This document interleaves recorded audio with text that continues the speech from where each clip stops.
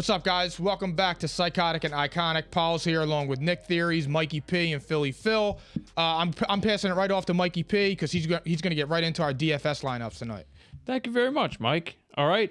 Guys, welcome. We are talking about our Tuesday NFL Week 15 DFS lineups tonight. All right. Separate show for this one. Love it. Something different, all right? Supplemental content for all you DFS lovers out there. A reminder, we are live on propshq.com. All right. That's where you can see this stream tonight. This video will also be posted on our YouTube. Okay. I got a quick standings update before we get into our lineups for tomorrow's Tuesday games. Okay. We're doing a quickie? A little quickie because Phil and Paul's are on fire right now. Nick and I are slouching. All right. We'll come back. But you got that right, brother. All right, 26 contests so far. We've been really active with this shit. Nick Theories is our current leader with 9 wins. All right, he's 2 up on me with 7. Paul's 6, and Phil 4. But he's won 2 of the last 3, and as of this taping, he's winning another contest. So he's surging. You guys are on fire. All right, I'm pulsating. Oh shit!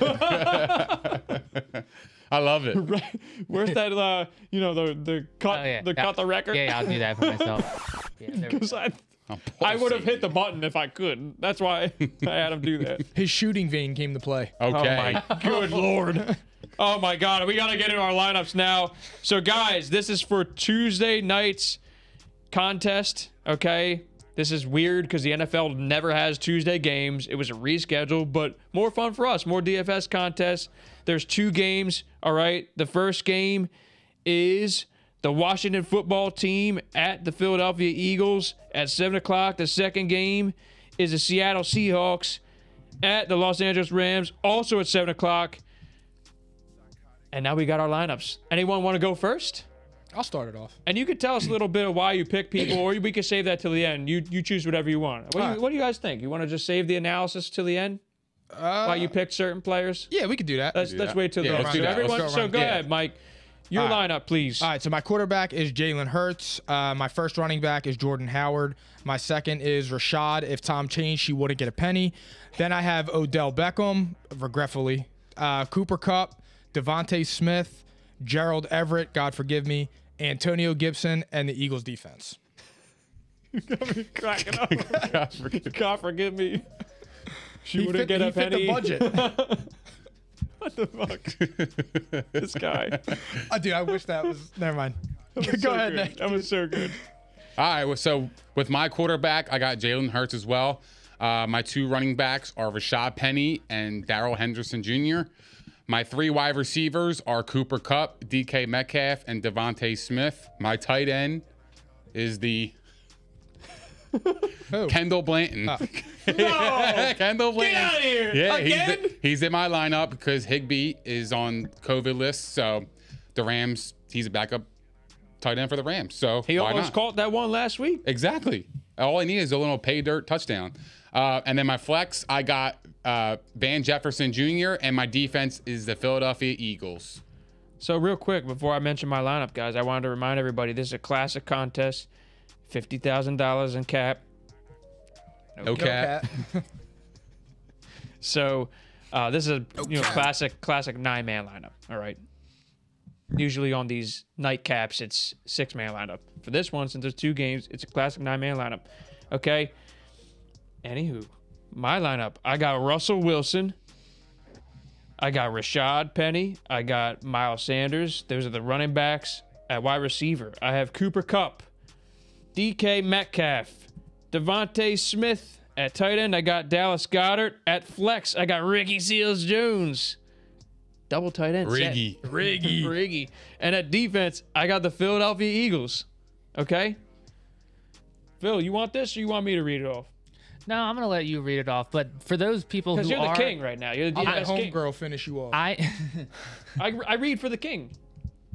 no, I No, I'm going to let you do it. But for the people that are joining now, the only reason that I'm doing this right now, I mean, these guys are the experts. I am not the expert. I'm only doing this as more of an experiment to kind of test these guys. And He's experimenting. that's exactly. And he's guess what pulsating. else? It just proves I am pulsating. it just proves that anybody can play DFS and win money. Yeah, absolutely. Okay, we're supposed to be the experts. Phil's still winning some contests here. That's why you listen to all of us. Okay. That's real shit. Wow. That's real shit. So I'm just going to let you take this mic, all right? Okay. Paul's is screwing around in the back. Pause. Regular. Pause. Dude, oh my God. All right. I Take- can't take this repeat shit. that. Okay. Quarterback for Phil. Philly Phil over here. Jalen Hurts for Philly Phil.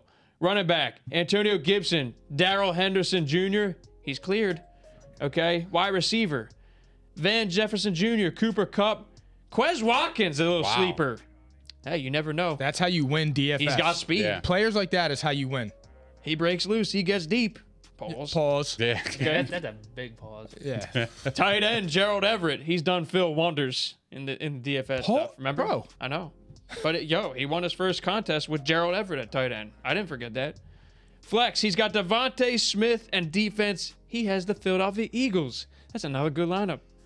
Way to go, Philly That's another good lineup. All right. So where do we start? You want to do some analysis here? So I noticed that you and I are the only ones with DK in the lineup. Oh, yeah. Surprised by that. So, I mean, my reasoning is this. I wanted to go Tyler Lockett, but he was still on the COVID list. And someone's got to catch the football. That's exactly And right. Russ is going to have to air it out in this game. If they want to win, they're going to have to keep up in points. So, it was another salary cap thing. Like, I know you guys, do all of you have Jalen Hurts? I do. Yeah. All three of you have Jalen Hurts, and I was the only one with Russ. My reasoning for that, cap also, but I think Jalen Hurts is going to have a huge game. So for me, it was cap, and Russ is going to have to throw. But that allowed me to bring Cooper Kupp into my lineup. So, Right. I mean, when you get an elite player, sometimes you got to make some sacrifices. I mean, So- if you don't have Cooper Kupp in your lineup, then you're being foolish. I mean, the guy is he's just producing 27 points a week. And So they're it's playing just- against the bum-ass Seahawks. Right. so, I mean, he although- should go off. If you check that episode 41 when we were talking about it, I do think that game tomorrow night is going to be a lot closer than people think. A lot closer. This is the season for the Seahawks. And it's a divisional game, and they're starting to play better. I know that they had a weaker competition the last couple of weeks, but they're starting to play better. Russell Wilson's playing better. And you know how I am with gambling and trends and stuff like that. Seahawks are the Rams are coming off a really big win against a division opponent. Control your emotions. These are games that are like letdown games. This shit happens all the time. I will not be surprised. You've been with tomorrow pretty night's spot outcome. on with the emotional aspect of the game this year, right? We could agree on that. Mike's got a good feel. No, he's definitely right about that, and I agree with him. But I think the Rams, them knowing that the Cardinals lost, is going to give them even more energy to come out and get a win against Awesome point. Seattle. So Awesome point. True. I think, yeah, I mean, I obviously I think the Rams are going to win the football game. So that's why I stacked up Henderson, Kupp, and Blanton and Van Jefferson. I mean, and to be honest, if the Rams smoke them tomorrow night, I will not be surprised at that either. I really wouldn't. Me either. That will not surprise me. Me either. I mean, I'm just thinking, all right, they didn't have a full week of practice because most of these guys were out. The guys that are returning, I mean, do you guys think that Darrell Henderson gets a full workload? I don't see why not. Depends. How was his COVID? Do you know if he was asymptomatic? I Do mean, you know how he's approved for the game, so my guess- thought is that it couldn't have been that bad, or else he'd be out.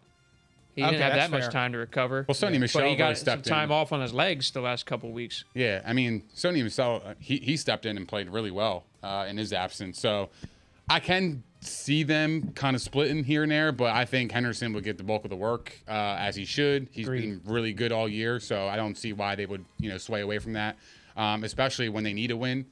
With the Cardinals also, I think the Rams are going to utilize all their weapons. Now, did I see that Miles Sanders was in everybody's lineup? Not Hell mine. no. He sure as shit ain't mine. So maybe it was just me and Phil. You guys had no Eagles backs, huh? Nah. I do. I Despite have the- Jordan Howard. You had Jordan Howard. Okay. I mean, that's that's a just good value pick because falling he'll into step the end right zone. in and he'll be a goal line threat. Yeah. I think that this could be a big Miles Sanders game. Well, we've been saying that for like 3 years.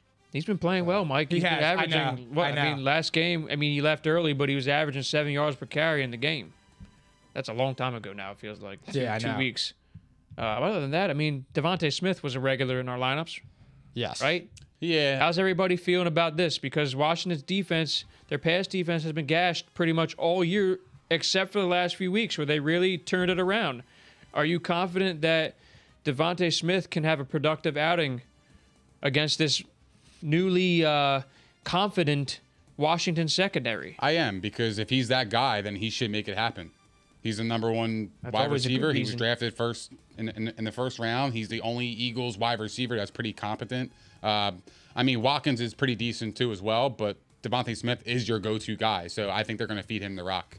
Yeah, I'm a little indifferent on that. I put him in there obviously because I want him to do well. It makes me root for him a little bit more. But my issue is it's not necessarily him. Can Jalen Hurts find him when he gets open? Can he throw him open? Can he hit him in stride? Can he hit him at the right time when he breaks out of his route? So I look at things like that. It could happen. I hope it does. But I'm dead in the center on that. I'm not leaning one way or the other. So I got one last thing I want to touch on. These are two guys that have either been inconsistent or they weren't playing. We got Rashad Penny, who just reclaimed his starting role after, quite some time dealing with injuries. And he had a huge game last week. And then also you got Dallas Goedert on the other side, who, without Jalen Hurts, had his best game of the season, 2 tutties and 100 yards. So my question to you guys is, do you feel like you can trust those two despite the inconsistency, whether it's usage or just not playing well or being hurt? Can you trust these two guys this week despite that?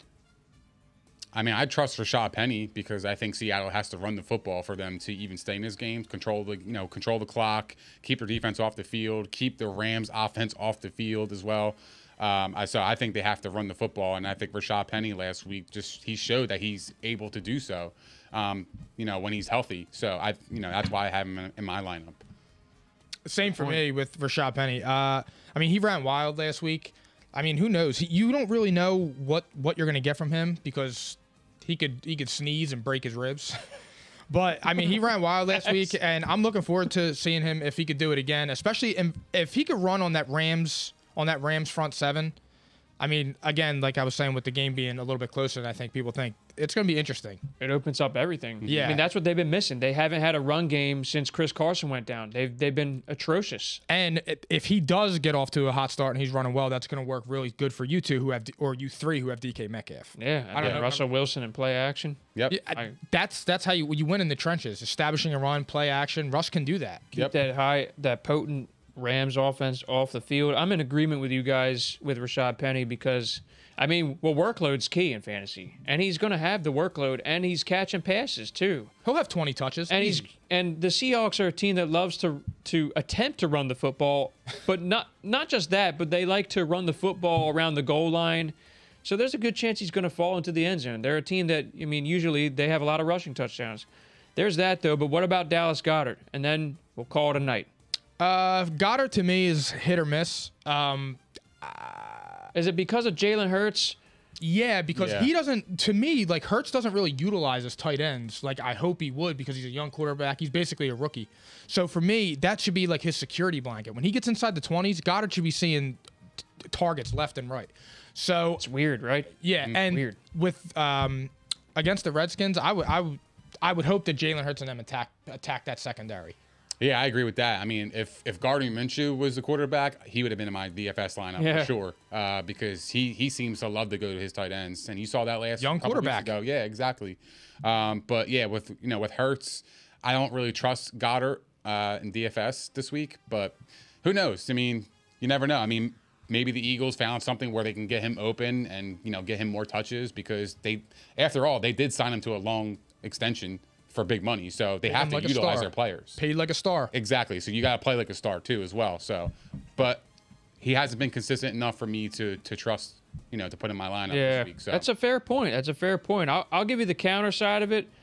I chose Goddard simply because after seeing him last week or 2 weeks ago at this point, and you have a bye week to work on things, I don't know how you don't go out and And literally, like, first series of the game, I am targeting Devontae Smith and Dallas Goedert, trying to get them involved right away. Get them involved. They're your playmakers, okay? It changes everything. Young quarterback, tight end combo.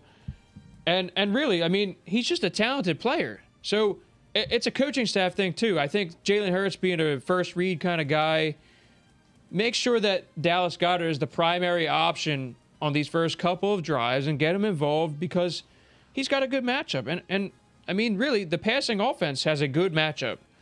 And one thing for me is with Landon Dickerson and Dillard being out, Jalen Hurts has got to get the ball out of his hands fast. So I'm running drags with Devontae Smith.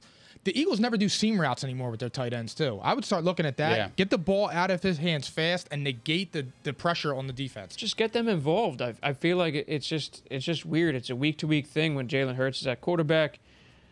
Other than that, though, guys, that's a good point. Though the Eagles, you know, they don't utilize their tight ends in the seams. Never. I don't think they have done that since Brent Selleck was there. No.